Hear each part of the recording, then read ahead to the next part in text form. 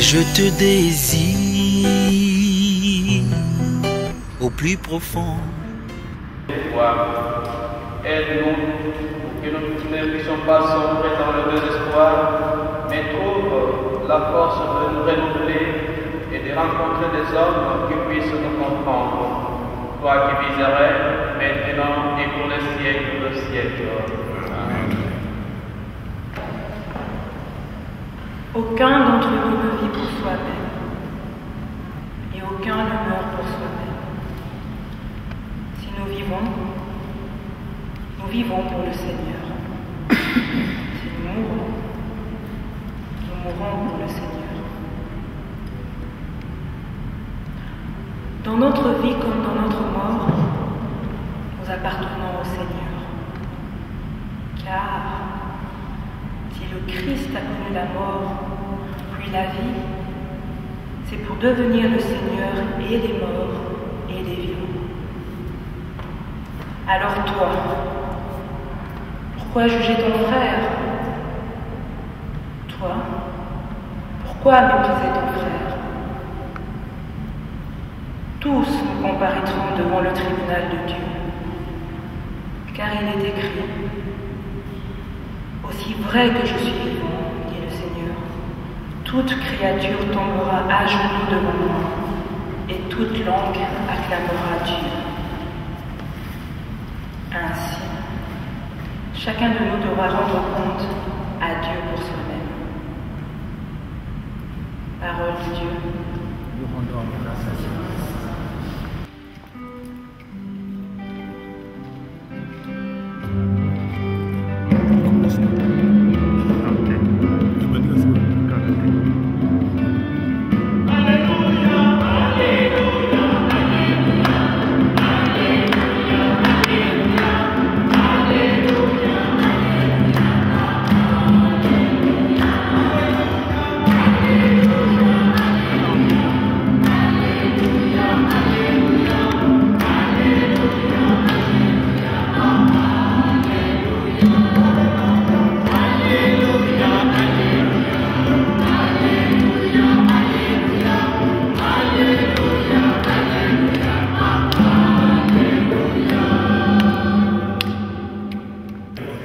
Évangile de Jésus-Christ selon Saint Jean. Jésus arrivait à une ville de Samarie appelée Sychar, près du terrain que Jacob avait donné à son fils Joseph et où se trouve le puits de Jacob. Jésus, fatigué par la route, s'étant assis là au bord du puits. Il était environ midi. Arrive une femme de Samarie qui venait puiser de l'eau. Jésus lui dit: donne-moi à boire. En effet, ses disciples étaient partis à la ville pour acheter de quoi manger. La Samaritaine lui dit: comment, toi qui es juif, tu me demandes à boire, à moi une Samaritaine? En effet, les Juifs ne veulent rien avoir en commun avec les Samaritains. Jésus lui répondit: si tu savais le don de Dieu, si tu connaissais celui qui t'a dit donne-moi à boire, c'est toi qui lui aurais demandé et il t'aurait donné de l'eau vive. Elle lui dit: Seigneur, tu n'as rien pour puiser et le puits est profond. Avec quoi prendrais-tu l'eau vive? Serais-tu plus grand que notre père Jacob qui nous a donné ce puits et qui en a bu lui-même avec ses fils et ses bêtes? Jésus lui répondit: tout homme qui boit de cette eau aura encore soif. Mais celui qui boira de l'eau que moi je lui donnerai n'aura plus jamais soif. Et l'eau que je lui donnerai deviendra en lui source jaillissante pour la vie éternelle. La femme lui dit: Seigneur, donne-la-moi cette eau, que je n'ai plus soif, et que je n'ai plus à venir ici pour puiser. Je le vois, tu es un prophète. Alors, explique-moi. Nos pères ont adoré Dieu sur la montagne qui est là, et vous les Juifs vous dites que le lieu où il faut l'adorer est à Jérusalem. Jésus lui dit: Femme, crois-moi, l'heure vient où vous n'irez plus ni sur cette montagne ni à Jérusalem pour adorer le Père. Vous adorez ce que vous ne connaissez pas. Nous adorons, nous, celui que nous connaissons, car le salut vient des Juifs. Mais l'heure vient, et c'est maintenant où les vrais adorateurs adoreront le Père en esprit et en vérité. Tels sont les adorateurs qui cherchent le Père. Dieu est esprit, et ceux qui l'adorent, c'est en esprit et vérité qu'ils doivent l'adorer. La femme lui dit, je sais qu'il vient le Messie, celui qu'on appelle Christ. Quand il viendra, c'est lui qui nous fera connaître toutes choses.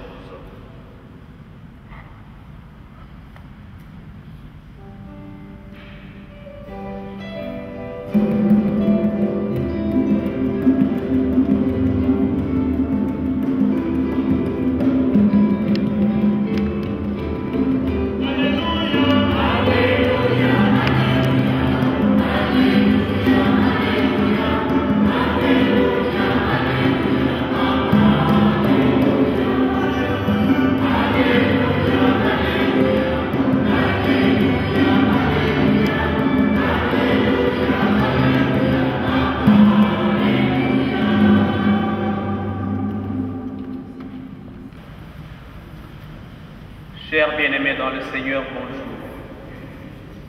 Bandeko Boboto, Bondeko. J'ai l'impression qu'on ne sait pas répondre en français, c'est pourquoi j'ai salué en lingala.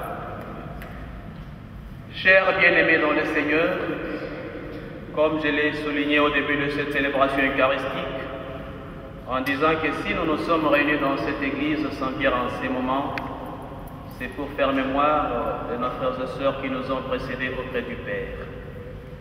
Prier pour une personne qui est partie, cela veut dire qu'il y a une relation beaucoup plus étroite qui s'établit avec nous qui sommes restés ici sur terre.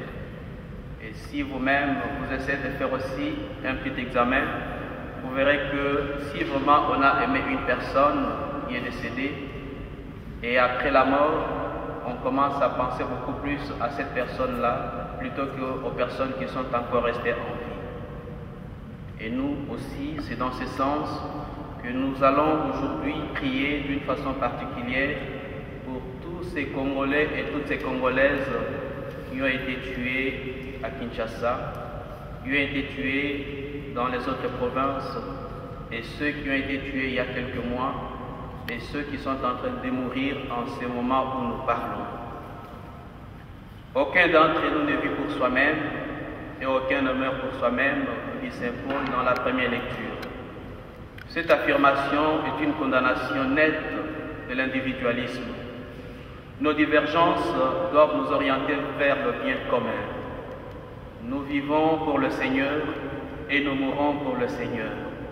C'est pour dire que le premier principe, pour développer l'unité entre nous chrétiens et les autres, il faut que chacun tente de vivre en serviteur et servante du Seigneur, c'est-à-dire de vivre d'une façon loyale et sincère. Malgré nos opinions différentes, il est à chacun de suivre sa conscience. Nous commémorons le premier anniversaire de la mort de nos frères et sœurs massacrés par les policiers et militaires à Kinshasa. Nous commémorons la mémoire de nos frères qui ont été massacrés il y a quelques semaines dans le Bas-Congo, ceux qui sont en train d'être massacrés dans le Kivu, ceux qui sont en train d'être massacrés dans d'autres provinces de Kinshasa, et cela en silence. Faut-il avoir peur de la mort? Voilà une question que je me pose et que je vous pose aussi en ces moments où nous prions pour ces êtres chers qui nous ont précédés auprès du Père.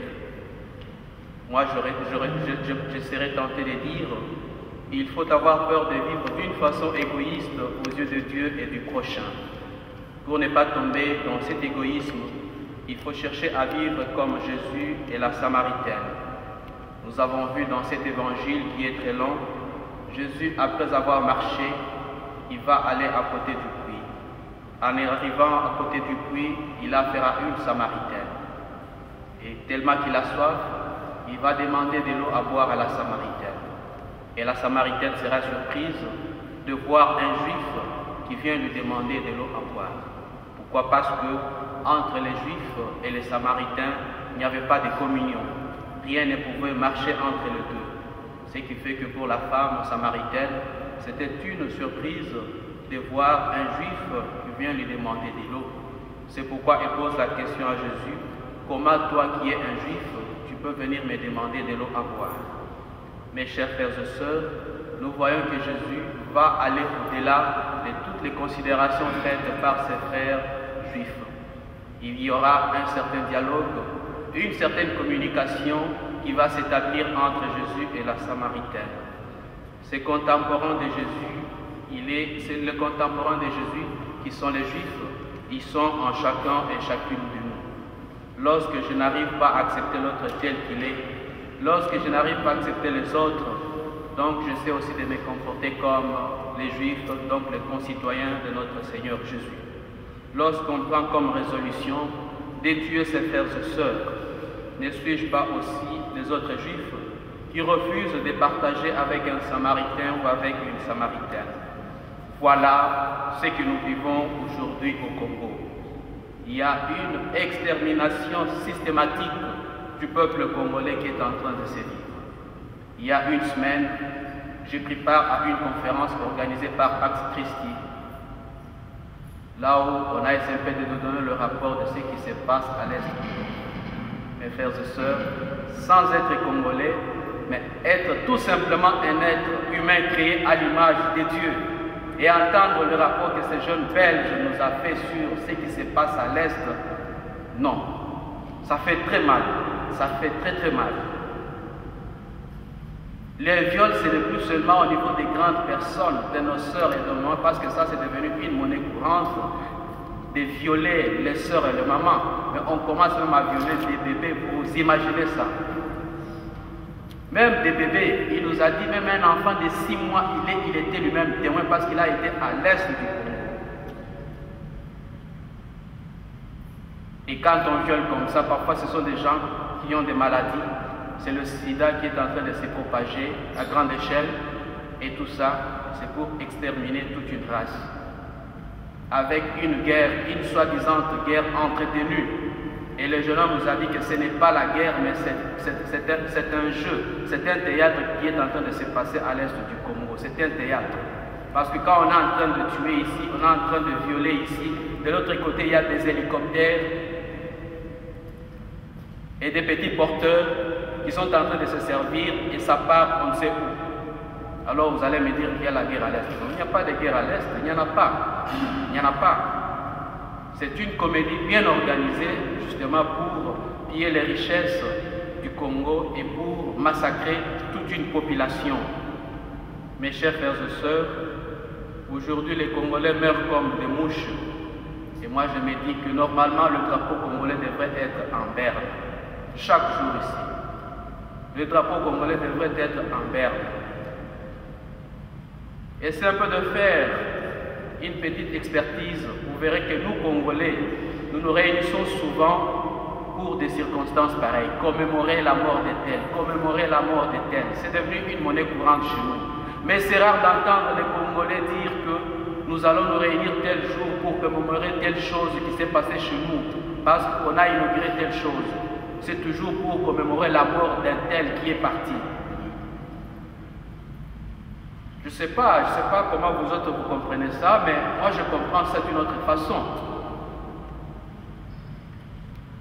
Et quand on voit aujourd'hui au Congo, le soi-disant, je dis bien le soi-disant gouvernement, quand les gens meurent comme ça, il dit bon, maintenant le chef de l'État a pris toutes ses responsabilités, il va s'occuper de cette personne-là ou de cette famille-là. Et les Congolais applaudissent, ils disent oui, ça c'est très bien, le chef de l'État prend ses responsabilités. Ça veut dire que le chef de l'État n'est responsable que des cadavres.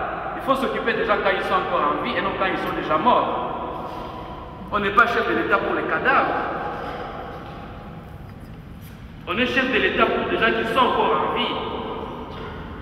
On est sénateur pour des gens qui sont encore en vie. Je l'ai dit il n'y a pas longtemps, quand j'étais à Matongé pour le 40e jour de Matilou, on a dit que la présidence était engagée. Mais non, ça fait mal. Comment vous pouvez expliquer des choses comme ça? Et les Congolais sont contents, ils disent oui, le chef de l'État s'est impliqué personnellement. C'est comme si lui, il est fait pour s'occuper seulement des morts et non des vivants. Hein? Non. Nous sommes venus sur cette terre ici pour vivre comme des êtres humains. On ne doit pas toujours se retrouver comme ça avec des costumes noirs, le reste c'est qu'ils sont partis. Ah non! Non! Saddam Hussein a été pendu parce qu'il avait tué 148 personnes. Mais chez nous, on laisse des gens dans l'impunité, on ne s'occupe de personne.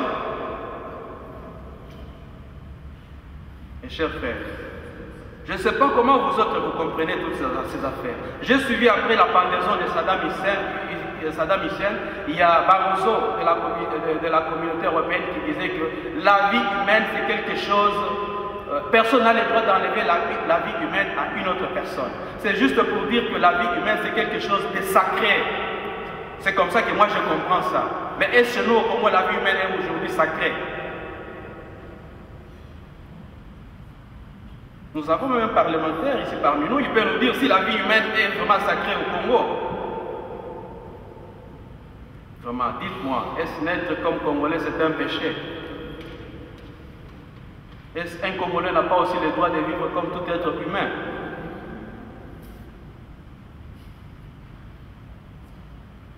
On parlait du délestage de l'électricité.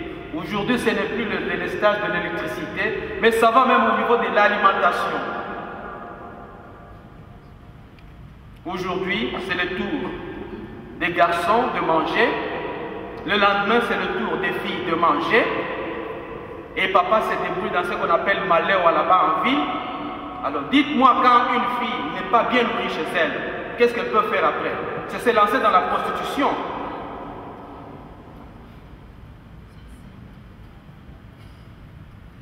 Même le salaire des fonctionnaires congolais aujourd'hui, c'est un salaire, je ne sais pas comment vous... Ça, c'est pas un salaire. C'est pas un salaire. Tellement que les Congolais savent parfois créer des humours pour se faire, pour oublier certaines choses. Je pense que ceux qui viennent de Kinshasa le savent, que maintenant ils appellent le salaire SIDA. Est-ce que vous avez SIDA là? Ah, là, je n'ai SIDA. Vous savez ce que ça signifie? Salaire insuffisant, difficilement acquis. C'est comme ça qu'on appelle aujourd'hui le salaire des fonctionnaires au Congo. Hein? Et entre-temps, on va vous dire que le salaire des parlementaires est aujourd'hui à 7500 €. Mais non, soyons quand même sérieux et justes. Nous sommes là et nous regardons, nous voyons tout ça. Je suis content d'avoir quand même un parlementaire parmi nous. Je suis très content. Je crois qu'il sera notre porte-parole de l'autre côté. Parce qu'un parlementaire, c'est un porte-parole. Il représente le peuple, le petit peuple, les 100 voix qui sont là-bas. C'est comme ça que moi je comprends des choses. Je ne suis pas politicien, mais c'est comme ça que je comprends des choses. Vous êtes là pour nous représenter. Vous êtes là pour parler des doléances du peuple congolais. Mais quand on regarde aujourd'hui ce qui se passe au Congo, non, c'est autre chose. On vous donne 7500 $ et l'autre à 15 $. Alors toutes les familles vont tomber sur vous. On va commencer à dispatcher de l'argent. Et après on dit non, non, non, les gens travaillent comme il se doit. C'est de la corruption à tous les niveaux, bien organisée. Mes chers frères, mes chères sœurs, tout ceci, ça prouve que nous avons un pays, mais nous n'avons plus un État. Nous n'avons pas un gouvernement. Il y a 3 jours, j'étais sur une table pour une émission qui doit se passer au Congo. J'ai suivi un monsieur qui se mettait à nous dire que le gouvernement travaille au Congo. Quel gouvernement? Si vous essayez de faire un examen de conscience, vous allez vous rendre compte que le vrai gouvernement, c'est ici dans la diaspora. Parce que c'est nous qui sommes les ministres de la prévoyance sociale, c'est nous qui sommes les ministres de l'économie, c'est nous qui sommes les ministres des pensions, c'est nous, de la prévoyance, tout c'est nous. De la santé, c'est nous. Il n'y a pas de ministre au Congo, il n'y a pas de gouvernement au Congo. C'est nous qui payons les gens, c'est nous qui nous occupons de la scolarité, c'est nous qui payons ceux qui sont déjà partis en retraite. Les enseignants, c'est nous qui nous en occupons. Il n'y a pas de gouvernement pour nous, il faut qu'on se le dise, il ne faut pas qu'on se cache des choses. Ce n'est pas pour faire plaisir à qui que ce soit. Parce que si nous autres, on ne le fait pas, qui d'autre le fera à notre place?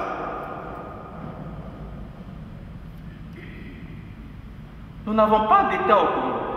Nous n'avons pas de gouvernement au Congo. Mais nous avons un club de farceurs, des incompétents et des parvenus qui sont là. On n'a pas des gens au Congo, excusez-moi. Excusez-moi. Et beaucoup de gens aujourd'hui veulent nous décourager pour qu'on ne puisse pas parler. Ils disent non, il ne faut pas qu'on le basse, on le maillot. Mais où est le problème? La mort, nous sommes toujours près de la mort à tout moment. Et je crois que si vous avez fait des bonnes humanités comme tout le monde, ou l'école comme il se doit, vous avez suivi le cycle normal, vous connaissez les animaux malades de la peste. Tous étaient frappés, mais tous n'étaient pas morts. On viendra nous tuer, mais il y aura au moins un qui va rester et qui parlera du Congo et qui parlera des autres frères et sœurs. N'ayons pas peur de dire ce que nous pensons quand ça ne va pas. Quand ça ne va pas, je dois le dire. Pourquoi dois-je me cacher parce que ça ne va pas et je dois dire autre chose? Comme j'ai vu notre frère du parti Lumumba qui disait des bêtises. Je lui ai posé la question de savoir s'il est congolais. Je lui ai posé la question de savoir s'il a une famille au Congo. Quand on regarde aujourd'hui toutes les rues de Kinshasa, les érosions sont en train de se propager partout.